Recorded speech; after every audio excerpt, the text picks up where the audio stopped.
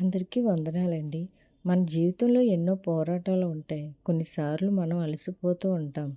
మరి కొన్నిసార్లు గెలవలేను అని అనిపిస్తుంది. అయితే వాక్యం చెప్తుంది, నీవు ఒంటరివి కాదు, నేను నీతో ఉన్నాను అని. ఈరోజు మనం వినబోయే సందేశం విజయం నీదే. ఈ సందేశం ద్వారా దేవుడు నీ భయాన్ని తొలగించి నీ హృదయంలో కొత్త విశ్వాసాన్ని నింపబోతున్నాడు.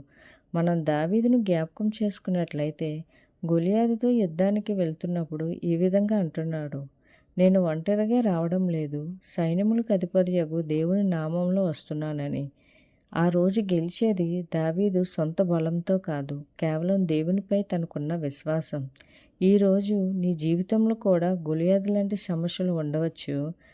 అవి ఆర్థిక పరమైనవి కావచ్చు, అనారోగ్య సమస్యలు కావచ్చు, కుటుంబంలో ఏర్పడే సమస్యలు కావచ్చు.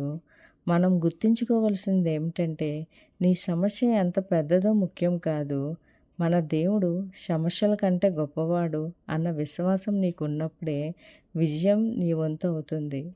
ఆమేన్.